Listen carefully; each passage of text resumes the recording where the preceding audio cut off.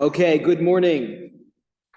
We are just 1 week away from Pesach, Chag HaGeula, Bezrat Hashem. And there's going to be two brises in the shul before Pesach, which is Baruch Hashem, amazing.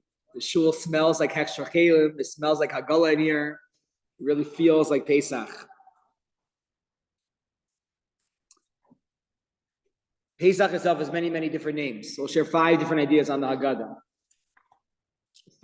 Many different names. It's called Chag HaAviv, Chag HaPesach, Zman Chayresenu, and Chag HaMatzos. Rav Druk wants to know, why is it not called Chag HaMatzah? Why is it called Chag HaMatzos? What I look for, we're sharing Divrei Torah, which I love to share Divrei Torah, but what I look for at the Seder more than anything else are not the Divrei Torah themselves, are good questions. You need good questions for the Seder. Whether you get great answers or not is very secondary to questions that are able to engender discussion and conversation. Questions that people can relate to on all different ages and stages in life, and background in Judaism. So some questions are, you're going to address and it's going to hit up philosophically inclined, or some are going to be like high level or next level intellectuals or people that have been, let's say, from birth. Others are questions that maybe are more basic in nature, that maybe the younger generation is going to appreciate a little bit more. And then the Grand Slam, the Hall of Fame questions, are the ones that are across the board, are really amazing for everybody. So hopefully today we'll have some Divrei Torah, but the goal really is to get sharp questions that you can share at the Seder that can create that conversation about Yetzias Mitzrayim, about the history of the Jewish people, about the destiny of Klal Yisrael, about Emunah, Bitachon. That is the most important thing, and the jumping point off is the question itself. So you can rate the questions afterwards. I don't have a Yelp page, but Chag HaMatzos. Why is it called Chag HaMatzos? So says Rav Druk the following, and he says, you see an inconsistency within the Haggadah itself. At the very beginning of the Haggadah, in Halach Ma'anya, we call the matzah Halach Ma'anya Di'achlu Avasana Be'ara D'Mitzrayim. There was a movement, I think, after 9/11, where they wanted to call French fries, what do they want to call them? Liberty fries, or I remember them something different. Freedom fries. Thank you, Karen. Freedom fries, Liberty fries. So it didn't work. It didn't stick. It didn't land. It just didn't work. Maybe if they got like McDonald's or Burger King on that, then it would have worked. But matzah is freedom bread, or freedom matzah. That's the way we would define the matzah itself. However, in the very beginning of Magid, in the very beginning of the Seder, we call the matzah by the anti-freedom. It is the bread that we ate in Egypt. In Egypt. Much later on in the Haggadah, I'm going to analyze these paragraphs a little bit, soon. Matzah zu al shuma, right? Why do we eat the matzah? Because when we left Egypt, we had dough on our backs and we didn't, and it couldn't rise, and we were in a rush and we left. And then it just stayed like that flat, surfacey bread, and it became matzah. When do we eat the matzah? When we left Egypt. There's a matzah when we ate, right, in Egypt, or when we left Egypt. So the Avudraham quotes the Ibn Ezra, who says, I have a raya for what the Ibn Ezra says. The Ibn Ezra said in his many travels in life, he found himself in India, and he was jailed. He was thrown into jail in India. You know what they gave him in jail? Matzah. Why did they give him matzah? Because it stays in your stomach for a very long time. perhaps maybe even after 7 days, right? And we all know all the antacid questions that I've been getting before Pesach. Everyone is looking forward to eating that matzah with some Pepsid on the ka'ara. So you have the matzah. Ibn Ezra ate it. Why? Because it stays in your stomach. And he says that's really what it means. The achlu avasana ba'ara de Mitzrayim. We ate it when we were in Egypt. Why? Not as an expression of freedom. Because the Egyptians were cheap. They wanted to only feed us one meal a day. What can you feed somebody one meal a day and it's going to feel bloated the entire? It's matzah. But matzah, at some point during the Seder, transforms. It is no longer shibud or avdos matzah. It becomes matzah shalcheros. Matzah itself transforms. And later on in the Seder, when we were already out of Mitzrayim, the same matzah, the same element, the same tool that was used to feed us when we were slaves becomes the tool of salvation and becomes a symbol of salvation, right? This within itself is almost like, really embodies the Jewish people. We, the Jewish people ourselves, are symbolized by this. We begin as slaves and we end as free people.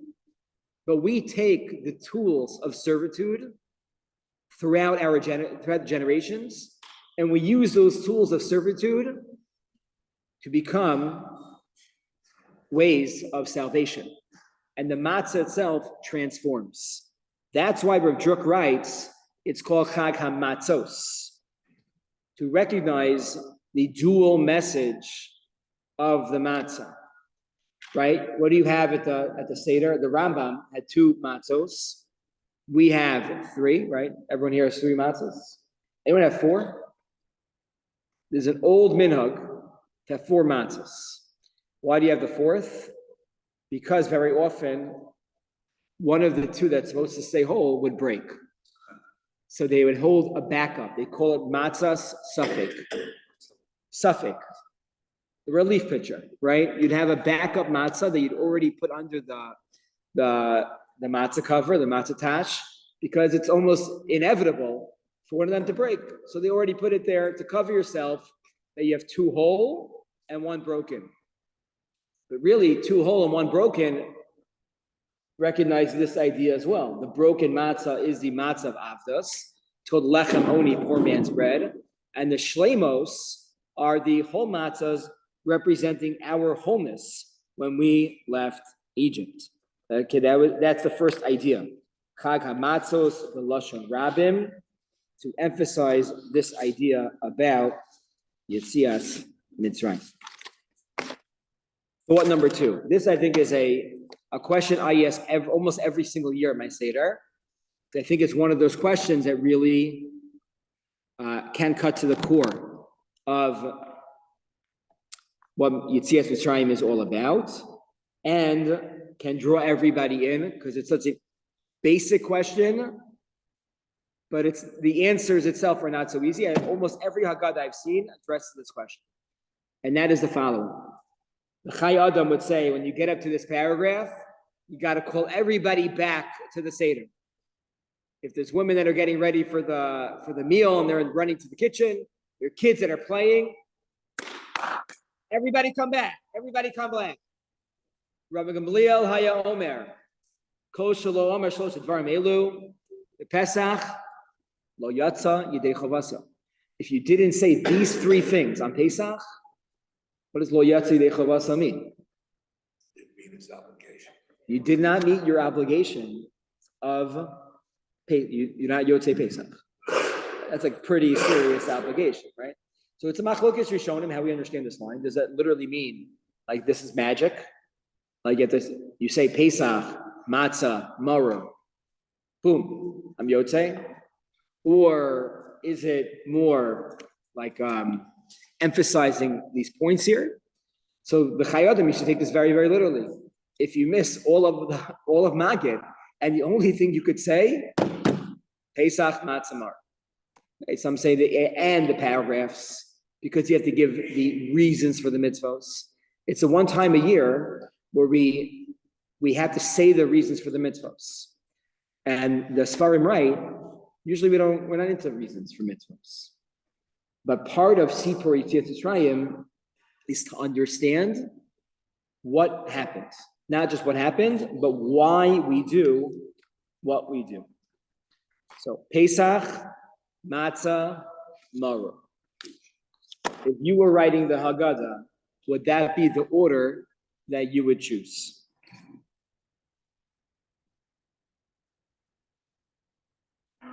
It sounds good that way, but is that the order you would choose? Yeah, Jonathan, what would you have first? Maror would be first. It's debatable whether Matzah should go second or Pesach should go second. It's not clear. I know, because you had the Matzah with the Pesach and then you have Matzah later. That's a little bit unclear. But at the very least, Maror should be first. Chronologically, Maror happened first. And it happened for a lot longer than the Pesach and the Matzah. So Milty is going to say at his Seder, he's going to argue based on what we just said. Matzah should go first, but it's not even true. Pesach goes first, right? So you would argue that Matzah should go first based on this Ibn Ezra that we just quoted. Okay, good. You see, this is an exciting question because this one, it's not clear. Like, what's the answer here? So I'll share with you two answers. One is a halachic answer, a technical answer, and that is from the Sefer that I quoted from last on Thursday also, been written by Raposen from Lakewood.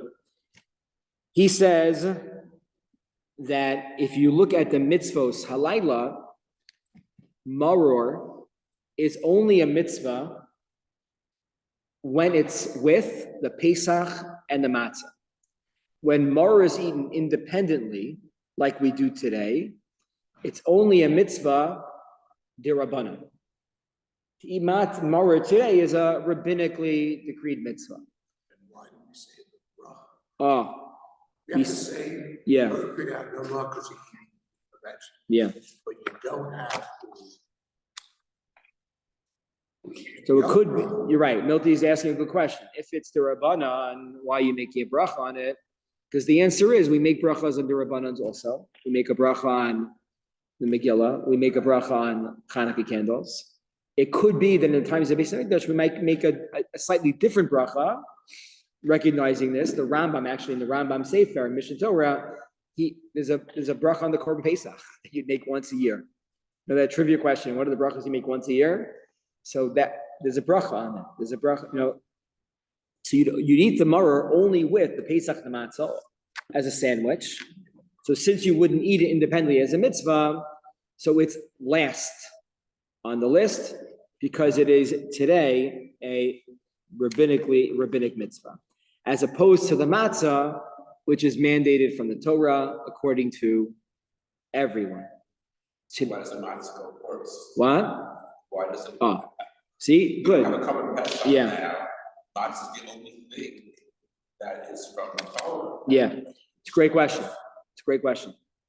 He hasn't addressed it, right? So you wouldn't be like, if we were at the Aaron Seder, you would not be happy with this answer because according to this answer, matzah should be first. Good. And also the matzah, just in terms of, yes, that's the Seder, but it sort of is the kickoff for the whole Pesach days. And Korban Pesach is like a one-time thing, whereas matzah, we keep going with the matzah. And matzah brachos like encompass, the same idea of like challah, it encompasses what else you're eating in the meal. So you would think that should be number one. I agree. That should be number one, right? Okay, good. And in fact, right, that's the main, we're going to talk about this at the Drasha on Shabbos. We'll talk about is anything different that we are in Gullus today that we have in terms of the Seder. So obviously it's no Korban Pesach, but is a Seder just the same, minus the Korban Pesach? Or is it fundamentally more different in terms of the goals or what's said at the Seder 2,000 years later. Okay, so great question. Great question. So answer number 2 comes from Rav Shiur. Rav Shiur is a Rav in Brooklyn.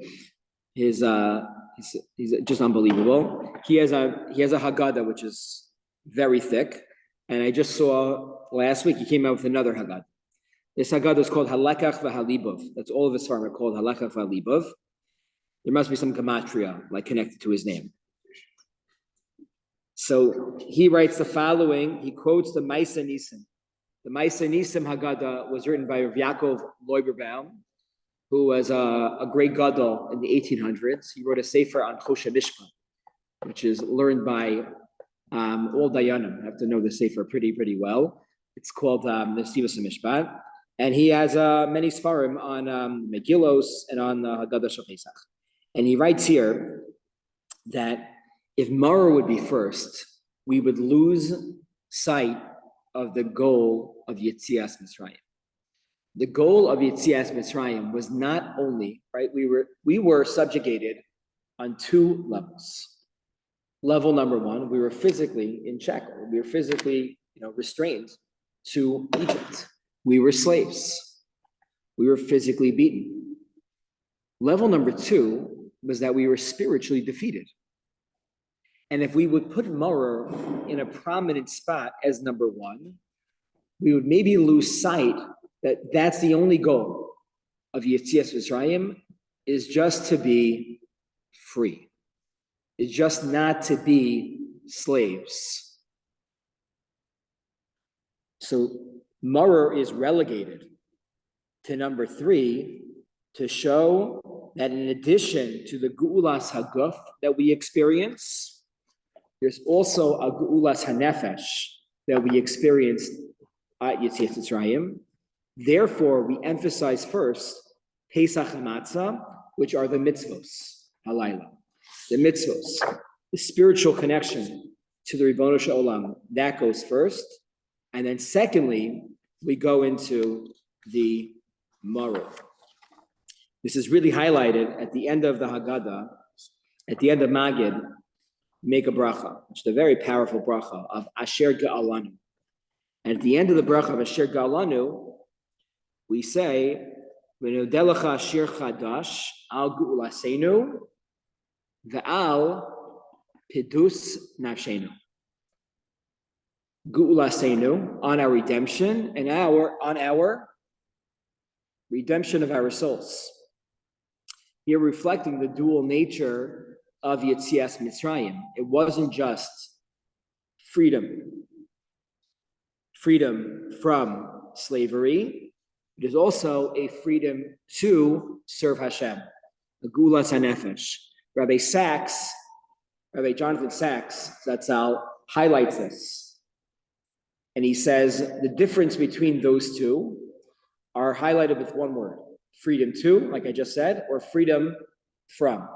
Freedom to is all about the guf. I'm not there. So I'm freedom from them. I'm not in Egypt now. I'm free. I could just walk around the desert. But that's not real freedom according to Judaism. So then what are you doing with your time? What are you doing with now all this these opportunities and potential? Freedom to do what? Freedom to receive the Torah, freedom to establish a state of Israel, freedom to create a country that's going to be Or Lagoyim, right? So this is freedom from, freedom to, really highlights these two ideas. Yeah, Mendy. I was just thinking, Pesach, Matzah, Mara, each one of them, like Pesach is more positive, right? Matzah, like I said before, we had it to the bad time, there was also a good time before that. Mara is all negative. So the emphasis for the night is looking at the very good, which is the current Pesach. Then we have the Matzah, which is in both places. And then we save the worst Mara for the end. Very good. Say it again. Pesach is all positive. It's the current Pesach. Okay. Matzah we had, but we were in. Dual nature. They straddle both ends. Okay. Good and bad. Mara is all bad. So at the Seder, we want to focus more on the good. Right, so we Positive. go from good, bad to bad. Very good. Very good. So we're going to focus more on the positive, which is Pesach and Matzah. Very good. Pesach and then Matzah both. Good, very good, very good. Another answer to this question is the maror at the end is reframed. Now, you reframe suffering. Suffering within itself is horrific. But when it's looked at in the bigger picture of things, now without this stage of merirus for the Jewish people, we wouldn't have gotten to the stage of the Pesach and the Matzah. So it's put last it should be rooted in what happens after that. You see that in our history, right? What the Jewish people go through in terms of suffering and what happens afterwards. The Belzer Rebbe, I have a Haggadah here called the Pardei Sadikim. Sarah's cousin, Sarah's grandfather's first cousin is a Hasidic Rebbe in Borough Park. I brought people from the shul to visit him last year. It's a very special person. I went to this past Simchas Beis Shueva, I went to visit him as well. When we would go to the Shatzer Matzah factory to bake matzahs, Lava Shalom, very, very sad, the Shatzer Matzah factory. And we would go afterwards with my kids and my cousin's kids, we would go to visit the Brishtina Rebbe, or of David Eichenstein. And I asked him, probably this last year, and I said, what's your go-to Haggadah? Like, what do you, he's like a real Hasidic Rebbe, like, what do you use? So he said, this is a Haggadah called Pardei Sadikim, which a few years ago was very hard to get. I convinced my father-in-law to go to Borough Park to pick it up. But now it's being sold in like regular in firm stores around here also. So like a lot of stories in this Haggadah. But he has the following basic kasha. This is I think for us to appreciate. So what do we do at the Seder? This probably takes the most time in the Seder, and that it depends on who's at your Seder, but the Manashtana. If the kids say the Manashtana, everyone has different rules. Who gets to say the Manashtana? Youngest in the family is just the youngest of everybody. It's like whatever rules you have for like the banging of Haman, like what you would want, take the same rules here. Like how much time are we being used on this, okay? All the kids say it, this kid says it. But what's interesting is that after, why do we do this? Is because the goal of the night is that the kids ask the questions and the adults answer the questions, right? Sheila v'tshuva, question and answer. And it's okay, by the way, as the adults, to say, I don't know. That's a good answer too. Kids should hear parents, grandparents, adults say that once in a while as well. After all the kids say the Manashtana, what happens? We all repeat Manashtana, I think, right? And you skip it, everyone says it together, right? Yeah? No. Yakis don't do that. You represent all the Yakis. No offense, Peter. No teaser. No, I think here it's a lot of these minhagim are family to family. Yeah. You don't repeat it. Well, we may sing it after. Yeah, you sing it after. That's what I mean. You sing it afterwards. So it's like, I thought the Manashtana is the kids, and now the adults are repeating it afterwards. Shiur, you don't do that. No, skip it. Okay, so you skip this Var Torah. Okay, so ask the Belzer Rebbe, quotes in the name of his father, Yisachar Dov, the Mikodem Shoalim Abanim Me'ha'avos. First, the kids ask of the parents. V'achar kach, kasher chozer Mishoalim Akushios, azhu hazman, she'avo shoalim me'abanim. And now, the parents are asking from the kids to show the kids that the parents have what to learn from the children too, right? We have what to learn from you. And this is really highlighted in the Haftorah, the famous Haftorah for Shabbos Haggadah. The Heishiv leiv avos al banim, v'lei banim al avosam. The parents will bring back the children, And sometimes the children will bring back the parents. I remember Rabbi Markowitz from Staten Island. He was our Rav growing up. He once said this. He goes, the year in Israel for so many people has been a fulfillment of this nevuah, of the Heishiv Leibanim Alavosa. In many, many families, it's the children who have brought back the parents. And just that movement itself has, elevated all of our communities to a very different level from where we were, 30, 40, 50 years ago. And Rashi here says on this pasuk in Malachi, Yomer Labanim derech ahava v'ratzon lechu v'dibru el avoseichem lachos v'darchem makom v'chein lebanim al avosam. That when you speak to your children, it should be with love and understanding and respect, and then the kids will come back. So we go ahead and we hear it from them. They ask us, it's our responsibility. But the kids need to know that we respect their opinions too. Now we have the ability to learn from them also, and that's the repetition. Again, if you do this at your Seder, you don't have to, of repeating this line in the Haggadah Manishtan. What? There are people that do Manishtan in several languages. Yeah. Is that what Manishtan, Maybe that's. Yiddish is at our house. That was my. Yiddish, and then you do it in Hebrew. My grandparents, that was like it was my grandmother's yahrzeit yesterday. They were so happy when they started teaching that to the great grandchildren.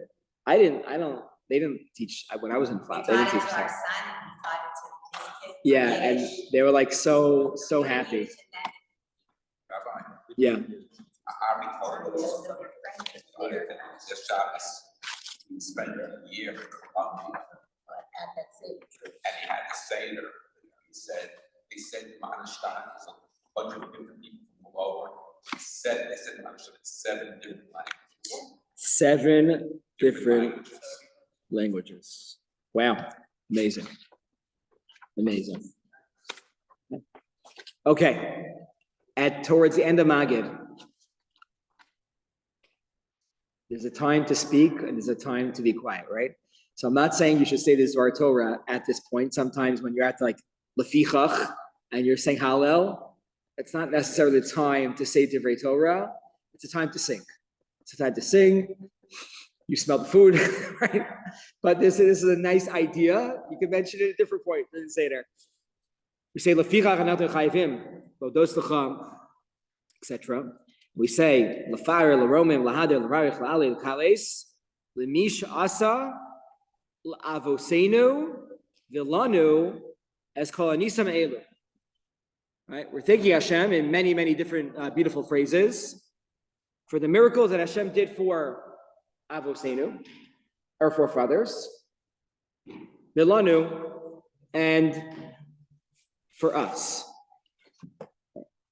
That is Lefichach. Then we say the 2 paragraphs of Hallel, the first 2 paragraphs of Hallel. No bracha on Hallel. No bracha on Hallel. But what do we say in the bracha? Baruch atah Hashem Elokeinu melech haolam. Asher gi'alanu v'ge'al es avosenu miMitzrayim. What's the bracha here? Redeemed us and our forefathers. Notice inconsistency here? Lefichach, when we say Lefichach, our forefathers are going first, and then us, right? And here at the end, the bracha is Hashem redeemed us, and then our forefathers. It is the opposite. Why is it? So Rav Rimon, in his Haggadah, which is really amazing, that Haggadah is in English and in Hebrew. It's an awesome Haggadah. Actually, what he's very into is the aesthetics of his Haggadah are beautiful. All of his farm. A lot of great pictures in there with ancient Haggadahs and Seder plates. So it's a good show and tell Haggadah too. And amazing Torah. So he asked this question. No, anyone have any thoughts? Why Lefichach? Is it the fathers, the ancestors first, and then us? And in the bracha at the end, it's the opposite.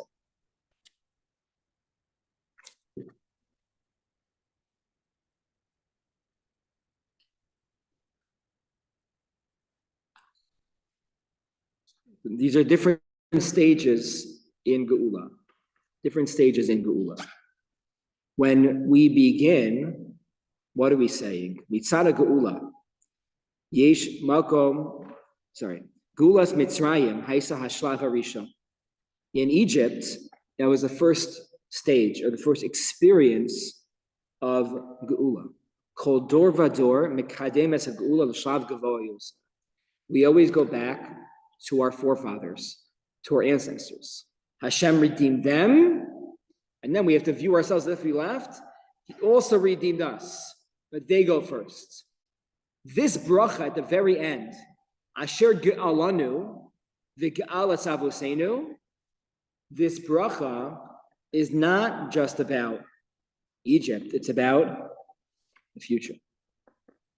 Who's going to go first? Who's going to lead the way?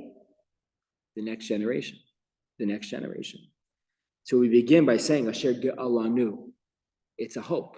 This bracha is a tefillah that we're going to experience Geula.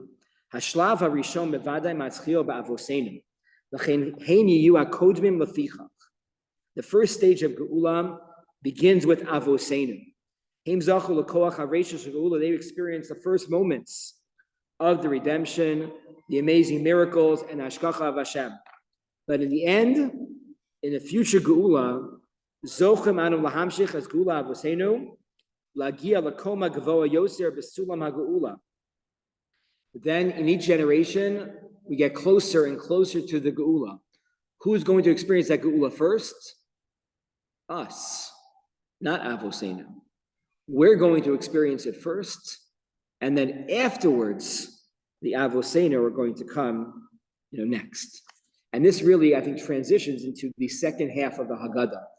After we have the meal, right? What do we go into? Hallel and Nirtza is all about the future, right? The Vilna Gaon said that the Haggadah is split into three. Leil HaSeder is split into three. Past, present, future. Magid, Yachatz, Karpas, Kadesh, Orchatz, it's all about the past. Shulchan Aruch, Matzah, Maror, Korech, now. Afikomen, Tzafun, Barech, Hallel, Nirtza, it's about the future. Right, so this bracha helps us transition into the present and Be'ezrat Hashem to the future. Because it's Yitzias Mitzrayim, the very notion that we have Yitzias Mitzrayim, that can help us, give us that hope and an optimism that even though things might look difficult right now, they could change just like that for us and for all of Klal Yisrael. Yes? Just we were talking about the switch of, with Dikach, and then after which comes first, that will change or on, class, whatever. It's the same in interesting at the beginning of Shirat Hayam, where they said Hivivan Behu, El Keat Pika, so oh, very good. Themselves first. Very good. Because they're experiencing this freedom, this Gula, this whatever at the moment, but they're making the kesher to that it's the same country. Yeah. It's the same Mesorah. I have a personal, and I'm also getting it from my parents. Very nice. Very good. Okay. Wish everyone a wonderful Yontif.